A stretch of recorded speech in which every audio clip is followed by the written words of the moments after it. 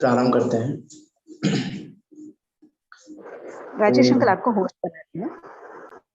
नमो अरिहंताणं नमो सिद्धाणं नमो आयर्याणं नमो उवज्झायाणं नमो लोये सव्यसाहुणम्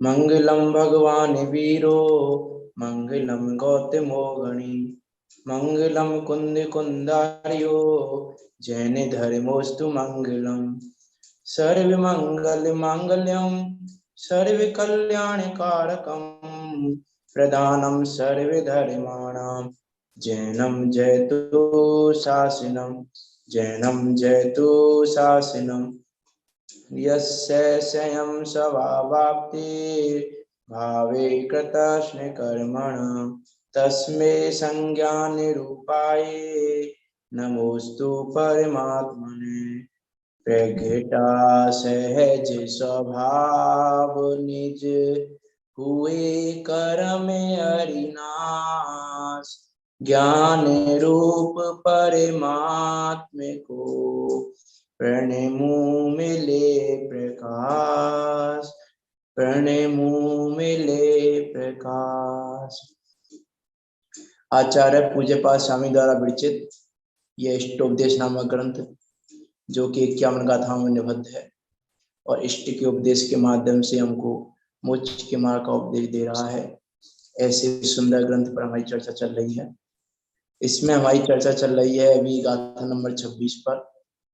इस गाथा नंबर 26 में आचार्य पूज्यपाद स्वामी बंध और मुक्ति का कारण बता रहे हैं, मुक्ति का उपाय बता रहे हैं, बंध के अभाव का उपाय बता रहे हैं। किस प्रकार से यह जीव निष्ठा पूर्वक मोक्ष को कर सकता है उसका उपाय यहाँ इस 26 नंबर की गाथा में बता रहे हैं।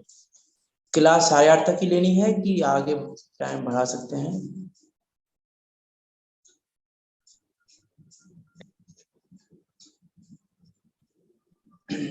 बता देना आप। देखो 26 नंबर की गाथा पढ़ते हैं पहले, तो इस पे चर्चा करते हैं। कल चर्चा हो गई है वैसे तो काफी, बाकी और चर्चा आज करते हैं।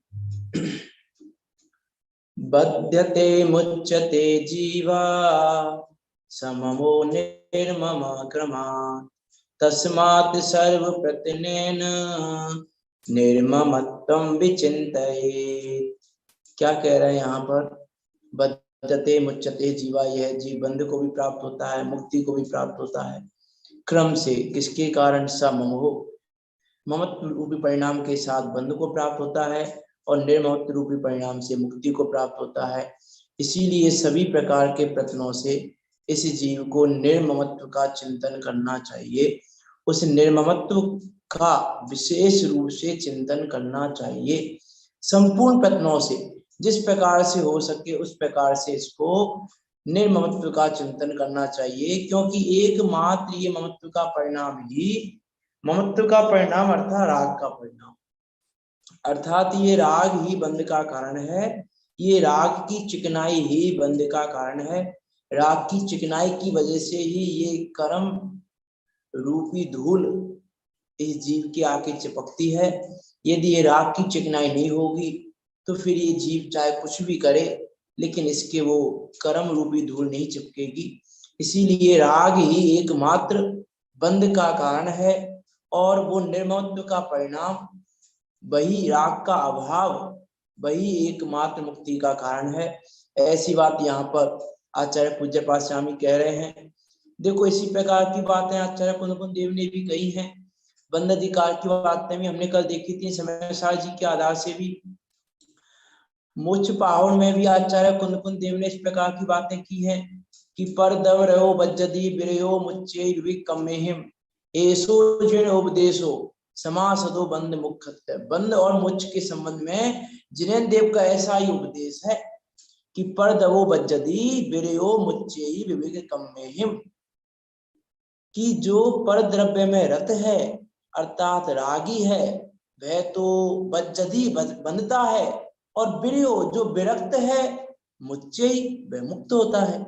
उसी प्रकार की गाथा यहाँ आचार्य पूज्यपाद स्वामी कह रहे हैं कि सममो के कारण जीव बनता है और निर्ममत्व के कारण यह जीव मुक्ति को प्राप्त करता है। अनेक प्रकार के कर्मों से छूटता है और अनेक प्रकार के कर्मों से छूटकर मुक्ति को प्राप्त करता है। इसीलिए न्याय से विचार करें तो न्याय से भी एकमात्र ये ममत्व का परिणाम, ये राग का परिणाम ही इस जीव को बंध का कारण दिखाई देता है, अन्य और कुछ भी दिखाई नहीं देता।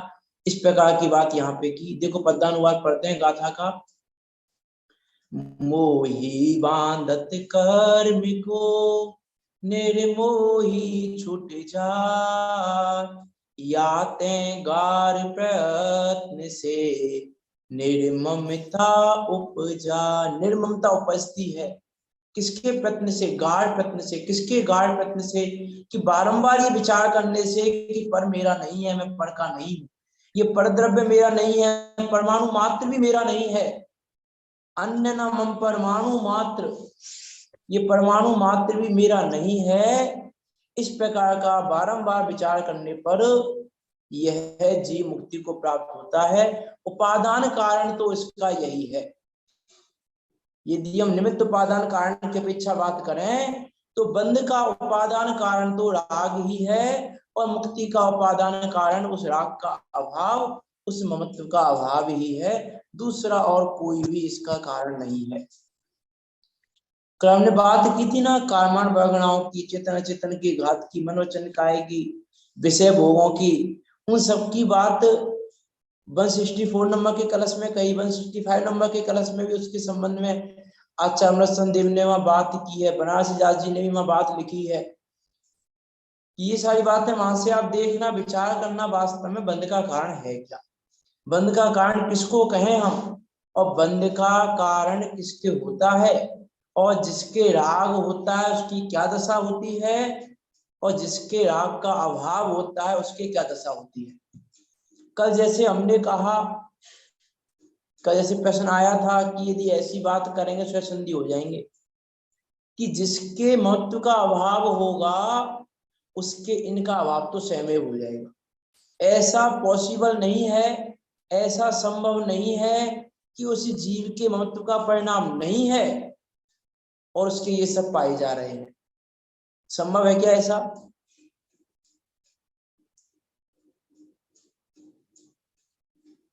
ऐसा संभव है कि नहीं है?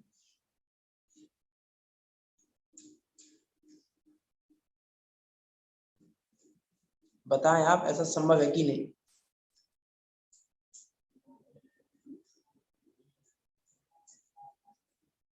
कि संभव दिखाई तो देता है, दिखाई तो देता है हमको। चक्रवर्ती युद्ध करते, भरत चक्रवर्ती युद्ध करते हुए दिखाई देते हैं, बाहुबली पर चक्र चलाते हुए दिखाई देते हैं, लेकिन उस समय भी उनकी मृत्यु का परिणाम नहीं है। किसी चारित्र मोहिनी की कमजोरी बस ऐसा दिखाई भी दे, लेकिन उस समय भी मौत का परिणाम ना होने के कारण, उस मिथ्यात्व का परिणाम ना होने के कारण उस जीव के वहां पर बंद नहीं कहा। तो उस बात का बराबर विचार करना, स्वच्छंदपना ग्रहण नहीं करना, क्योंकि ज्ञानी की भी निरंतर प्रवृत्ति नहीं होती, ज्ञानी की भी प्रवृत्ति निरंतर नहीं होती। कि ऐसा नहीं है कि भैया भोग को निर्जरा का कारण कह दिया तो खूब भोगो अब, क्योंकि हम तो ज्ञानी हो गए। अब ज्ञानी को तो, ज्ञानी के भोग तो क्या कहे हैं, निर्जरा के कारण कहे हैं। ज्ञानी के भोग तो बंद के कारण है ही नहीं, ज्ञानी की हिंसा तो बंद का कारण है ही नहीं, तो खूब हिंसा करें, खूब बंद करें। विचार करना, यहाँ ये नहीं कह रहे हैं, स्वच्छंदी होने का उपदेश भी नहीं है, और ज्ञानी जीव भी निरंतर प्रवृत्ति नहीं करते हैं। ज्ञानी जीव भी हिंसा में तत्पर नहीं होते हैं, ज्ञानी जीव भोगों में आसक्त नहीं होते हैं, उनकी भोगों में प्रवृत्ति नहीं होती है।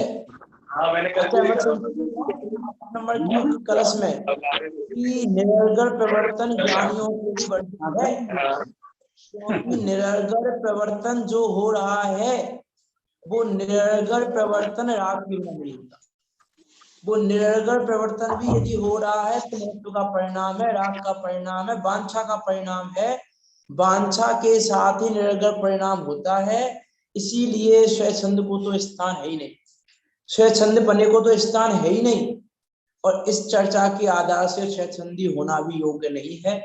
इस प्रकार की बात भी आचार्य पूज्य पाद स्वामी कह रहे हैं। देखो टीका पढ़ते हैं इसकी। आव्यों के अनेक अर्थ हैं। ये समम का अर्थ हमने देख लिया था। समम के दो अर्थ यहाँ पर कहे, एक तो मम इदम और एक सा मम। ठीक है, तो मम यह अव्यय, उसका अर्थ अभिनिवेश होता है। विपरीत अभिनिवेश के अर्थ में हमने अर्थ लिया था मम इदम, यह मेरा है, ऐसे विपरीत अभिनिवेश वाला। तथा उपलक्षण से अहम अस्य में इसका हूं, ऐसे अभिनिवेश वाला जीव ही कर्मों से बंधता है। श्री अमृतचंद्र आचार्य ने श्री समयसार कलश, ये हमने ले लिया है, टीका पढ़ लेते हैं। श्लोक 164 में कहा है कि ना कर्म बहुलम, कर्म बंद करने वाला कारण नहीं, बहुत कर्म योग्य पुद्गरों से भरा लोक की कर्म बंद करने वाला कारण क्या क्या नहीं है? कर्म योग्य पुद्गलों से भरा हुआ लोक कारण नहीं है। चरण रूप कर्म अर्थात मन वचन काय की क्रिया रूप योग, वो भी कारण नहीं है। नहीं अनेक प्रकार के करण अर्थात इंद्रियां, अर्थात इंद्रियों संबंधी भोग, वो भी कर्म बंद करने के कारण नहीं है। और नहीं चेतन अचेतन का घात, चेतन अचेतन का घात भी कर्म बंद करने वाला नहीं है। उपयोग भू अर्थात आत्मा रागादि के साथ जो एक के पाता है, वही एक मात्र रागादि के साथ एकत्व का पाना ही वास्तव में पुरुष को बंध का कारण है। तथा वही जीव जो निर्मम अर्थात उससे विपरीत अर्थात रागादि से रहित उपयोग वाला होता है, वह कर्मों से छूट जाता है। बात बहुत सरल है, बात में कहीं कठिनाई नहीं है, समझने में भी कठिनाई नहीं है। तो कठिनाई कहाँ पर है? समझने में भी नहीं है, कथन में भी नहीं है, तो कठिनाई कहाँ पर है? कि कठिनाई है ममत्व के परिणाम को छोड़ने में, कि ममत्व का परिणाम नहीं छूट रहा है। बात तो सिंपल है। अभी तो आचार्य पूज्य पाद स्वामी अगली 5 गाथाओं में निर्मत्व की चर्चा करेंगे। अगली 5 गाथाएं जो आएंगी, अगली 5 नहीं 4 गाथाएं, 27 से 30 नंबर की गाथाओं में निर्मत्व की चर्चा करेंगी। निर्मत्वपना कैसा है? देखो मैंने अभी गाथा का अर्थ पढ़ा, आपको एक प्रश्न पूछना चाहिए था, आपने प्रश्न नहीं पूछा मुझसे। मैं वह दोबारा पढ़ता हूँ, आप ध्यान से सुनना। इसका अनुवाद पढ़ता हूँ मैं एक बार दोबारा। ममता वाला जीव, मैंने इसलिए पहले बोल दिया आपको कि प्रश्न आना चाहिए था। ममता वाला जीव और ममता रहित जीव अनुक्रम से बनता है और मुक्त होता है। इसीलिए संपूर्ण प्रयत्न से निर्ममत्व का विशेष रूप से चिंतन करना चाहिए। कोई प्रश्न आया आपको इस लाइन से? अजीब नहीं लगा आपको इस लाइन में? कहीं पे कुछ अन्वय में कोई अजीब लगा आपको? ममता वाला जीव और अनुक्रम हाँ? से, क्या? ममता वाला जीव और ममता रहित जीव अनुक्रम से बनता है और मुक्त होता है। यानी जो एकत्व करता है, ममत्व परिणाम करता है, वही जीव बनता है। ये नहीं पूछ रहा नहीं हूँ बन मैं। जो परिणाम नहीं करेगा वो नहीं बनेगा, ऐसा यहाँ बताया गया है। वो तो बताया है यहाँ कुछ। देखो यहाँ मैं बता देता क्यों हूँ। नहीं बनेगा? हाँ, क्यों नहीं बनेगा, ये प्रश्न है क्या? क्या बोल रहे हैं, प्रश्न क्या है? प्रश्न मैं नहीं पूछ रहा हूँ, मैं ये कह रहा हूँ इस लाइन से आपको प्रश्न आना चाहिए था। यहाँ पर क्या कह रहे हैं आचार्य पूज्य पाद स्वामी? इसीलिए इसमें बात आ गई तो मैंने बोल दिया। इसीलिए संपूर्ण प्रयत्न से निर्मत्व का चिंतन करना चाहिए। निर्मत्व का चिंतन करना चाहिए कि निर्मत्व होना चाहिए? बताओ क्या लाइन सही है? चिंतन होना चाहिए, होना चाहिए। निर्मत्व का चिंतन करना चाहिए, होना चाहिए, होना चाहिए ना? चाहिए। लेकिन यहाँ तो लिखा है चिंतन करना चाहिए। ये प्रश्न आना चाहिए था आपकी तरफ से कि ऐसा क्यों कह रहे हैं आचार्य पूज्य पाद स्वामी? कहना तो ये चाहिए ना कि ममत्व का परिणाम छोड़ो, ममत्व का परिणाम नहीं करना चाहिए, निर्ममत्व होना चाहिए, निर्ममत्व हो, निर्ममत्व होने का उपदेश देना चाहिए। लेकिन आचार्य पूज्य पाद स्वामी कह रहे हैं कि निर्ममत्व का चिंतन करना चाहिए। चिंतन रहना चाहिए। तो चिंतन की बात क्यों की? निर्ममत्व होने की बात कहनी चाहिए थी ना कि निर्ममत्व हो। इसीलिए संपूर्ण प्रयत्न से निर्ममत्व होना चाहिए, ऐसा लिखना चाहिए था। आचार्य पूज्य पाद स्वामी की वो बात सही है कि गलत है?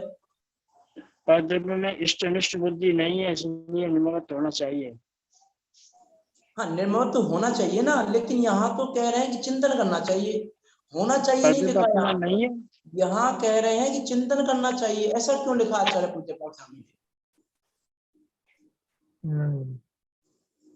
परद्रव्य का चिंतन करेंगे तभी तो छूटेंगे। नहीं, ममत प्रणाम का लिखा ना। की बात ही नहीं कह रहे हैं यहाँ तो आचार्य पूज्यपाद स्वामी कह रहे हैं, इसलिए सर्वप्रथम से निर्ममत्वम विचिंतयेत, निर्ममत्व का चिंतन करो। तो निर्ममत्व का चिंतन करने की निर्ममत्व होए क्या, क्या है यहाँ पे असली बात क्या है? निर्ममत्व होने की बात कह रहे हैं कि निर्ममत्व का चिंतन करने की बात कह रहे हैं?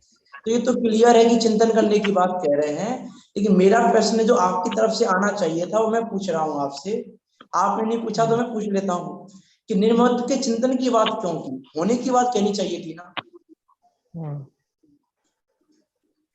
चिंतन में यही है कि निर्ममत्व परद्रव्य मेरा कुछ नहीं है, मैं एक उपयोग में ही हूँ। नहीं तो निर्ममत्व होना चाहिए। देखो बात तो आप मेरा जो कह कुछ रहे नहीं है, हो यहाँ पर निर्ममत्व का चिंतन करना चाहिए, चिंतन नहीं तो चाहिए ही, लेकिन वो निर्ममत्व मेरा है कुछ नहीं है ऐसा चिंतन करना चाहिए। किसका चिंतन करना चाहिए? निर्ममत्व का। निर्ममत्व है क्या? देखो निर्ममत्व एक स्वरूप भी है, आत्मा का स्वरूप है निर्ममत्वपना। यहाँ भी आचार्य पूज्यपाद स्वामी ये कह रहे हैं, हमारी बात क्या चल रही है ऊपर, किसी को याद है ये गाथा किसके प्रकरण में चल रही है? ये जो गाथा हम पढ़ रहे हैं 24 नंबर की गाथा हमने पढ़ी, 25 नंबर की गाथा पढ़ी, होने की प्रेरणा दे रहे हैं। हाँ मोह से निर्ममत्व होने की प्रेरणा दे रहे हैं, मोह से निर्ममत्व होने की प्रेरणा है। यही तो मैं कह रहा हूँ, निर्ममत्व होने की बात कह ही नहीं रहे हैं, वो निर्ममत्व का चिंतन करने की बात कह रहे हैं। मेरा प्रश्न अभी ये है कि हम जो पिछली 3-4 गाथाएं हम पढ़ रहे हैं, किस प्रकरण में पढ़ रहे हैं? क्या प्रकरण चल रहा है हमारा? आप बताएंगे जरा, क्या प्रकरण चल रहा है? अज्ञानी की उपासना से अज्ञान प्राप्त होते और ज्ञानी की उपासना से ज्ञान की प्राप्ति होती है। वो गाथा तो पीछे रह गई हो, पीछे रह गई। बंद के बारे में बंद नहीं होता, पर द्रव्य में करता है, तेरा मन ही नहीं है तो वो तो पहले क्या थे, तो पता नहीं तेरी इच्छा कैसे हो रही है। हम पागल से आधी रात को बना के चल जाते मन से काले को। मधु जी अपना म्यूट कर ले आप अपना। मधु जी आज का प्रवचन नहीं सुनेंगे। देखो मैं बात बता देता हूँ, हमारी चर्चा चल रही है आत्मा का ध्यान और आत्मा का चिंतन करने की, ये गाथाएं चल रही हैं हमारी पिछली 3-4 गाथाओं से प्रकरण यही चल रहा है। पिछले के प्रकरण में हमने देखा ध्यान ध्याता देह के संबंध में बात की थी, उससे पहले अध्यात्मलीन योगी की बात की थी, उससे पहले आत्मा की आराधना करने की बात की थी। ये सारी बातें करते आ रहे हैं, तो बातें क्या चल रही हैं? आत्मा का चिंतन करने की, आत्मा को ध्याने की। तो यहाँ भी आचार्य पूज्यपाद स्वामी कह रहे हैं कि निर्ममत्व का चिंतन करना चाहिए। इसका अर्थ है कि जो निर्ममत्व एक अस्थि रूप तो है ही, ममत्व के अभाव रूप तो है ही, लेकिन एक निर्ममत्व का अर्थ नास्ति रूप तो है ही कि ममत्व का अभाव, लेकिन अस्थि रूप भी है इसका अर्थ। इसका अर्थ नास्ति में तो है ही, लेकिन इसका एक अर्थ अस्थि रूप भी है।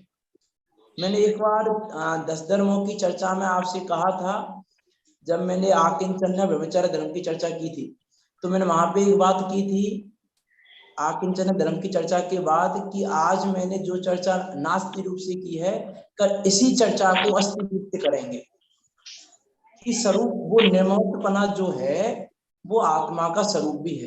इसकी चर्चा तो करेंगे अगली गाथा में। वो बीच में वो प्रश्न आया माइंड में, तो मैंने आपसे पूछ लिया, वो प्रश्न आपके माइंड में आना चाहिए था। निर्ममत्व का स्वरूप कैसा है, वो निर्ममत्वपना आत्मा का स्वरूप कैसे है, किस प्रकार से है, उसकी बात भी करेंगे आगे।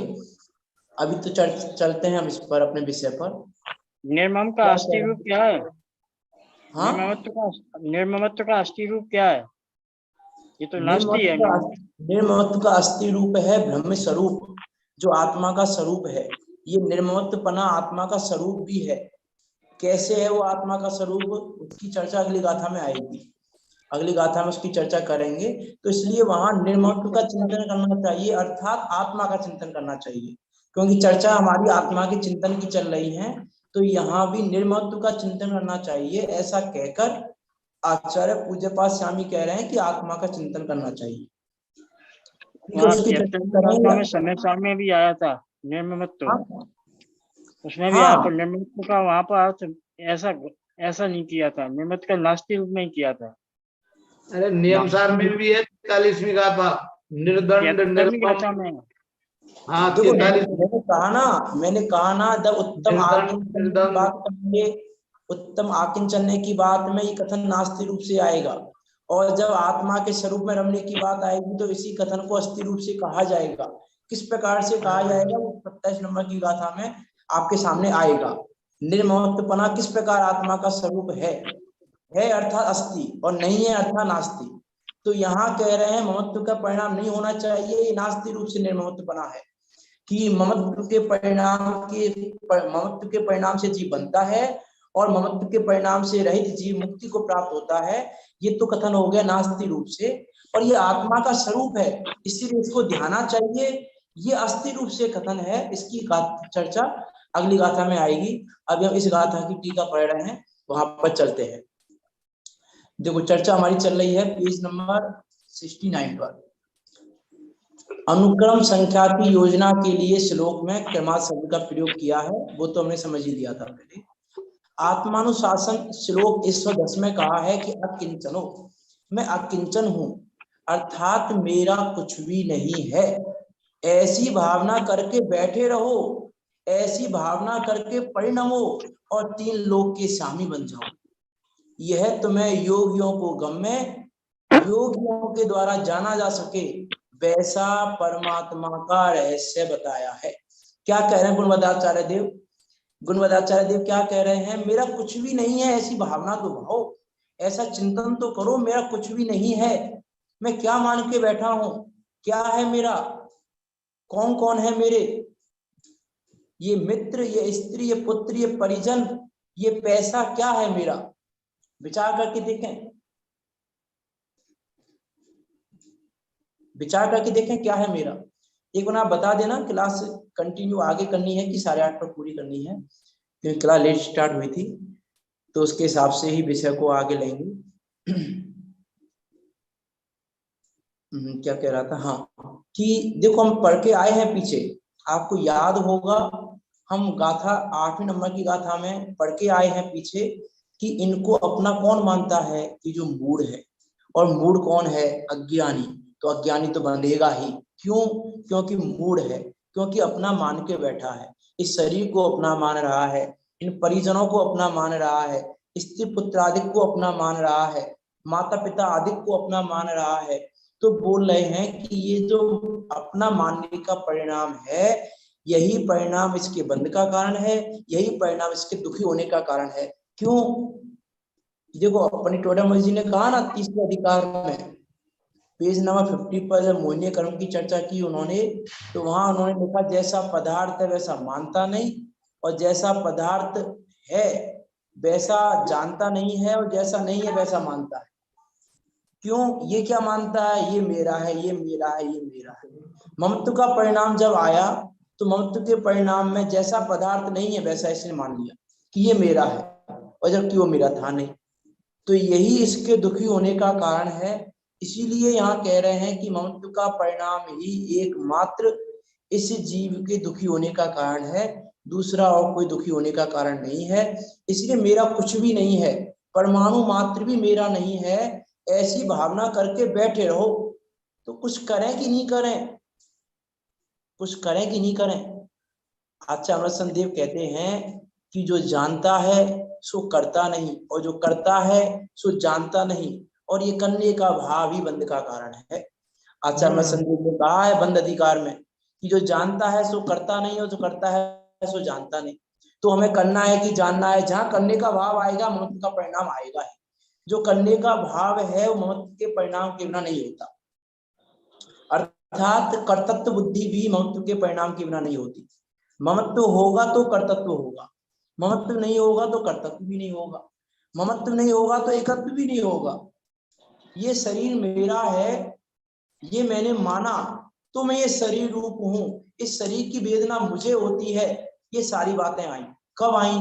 जब मेरा इस शरीर के प्रति ममत्व का परिणाम था, तो एकत्व का परिणाम भी हुआ, कर्तृत्व का परिणाम भी हुआ। मैं कुछ करूं, मैं कुछ करूं, मैं कुछ करूं, तो इसलिए यहाँ कह रहे हैं आत्मानुशासन में आचार्य गुणवंत देव कि मैं अकिंचन हूं, मेरा कुछ भी नहीं है, ऐसी भावना करके बैठे रहो।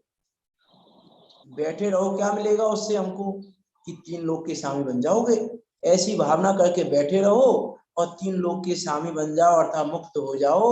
यह परमात्मा का रहस्य बताया है, अर्थात उस गति को पाने का, उस मुक्ति को पाने का रहस्य बताया है। अथवा ज्ञानारण्य में कहा है कि रागी बदनाती, रागी जीव कर्म बांधता है और बीतरागी जीव, रागादि से रहित जीव कर्मों से मुक्त होता है। बंध मोक्ष संबंधी जिनेन्द्र का यह संक्षेप में उपदेश है। चर्चा आगे करनी है कंटिन्यू कि 8:30 हो गए हैं, इसलिए पूछ रहा हूं मैं आपसे। कर लो 5-10 मिनट कर लो, तब तक अंतरिक्षा नहीं जोड़ रही है। वो जुड़ गई है शायद, इसलिए मैंने पूछा। हाँ, जोड़ तो गई है। चलो ठीक है, चलो इस चर्चा को कल ही कंटिन्यू करते हैं फिर हम। हाँ कल से करेंगे, तो तो सभी आज चर्चा विलम्ब हो गया। आज चर्चा पवन जी आप हमें होस्ट बना दें। चलो पवन हम जी बात को यहीं पर समाप्त करते हैं। विचार करना, होस्ट बनाए, आप हमें होस्ट बनाए, विचार करना वास्तव पार्टिसिपेंट में जाकर हमको होस्ट बना दें। विचार करना वास्तव में बंध का कारण क्या है और हम किसके कारण बंध रहे हैं। और मैंने भी ये बात कही थी थोड़ी देर पहले, कठिनाई क्या है, उस कठिनाई का हम विचार करें और वहां तक पहुंचे। क्योंकि वास्तव में इस लोक में यदि कुछ सबसे सरल काम है तो क्या है, सबसे सरल काम तो सम्यक दर्शन करना है, और वही सबसे सरल काम हमको सबसे कठिन लगता है। हमको लगता है सम्यक दर्शन कैसे होगा, सम्यक दर्शन कैसे होगा, सम्यक दर्शन कैसे बनेगा वो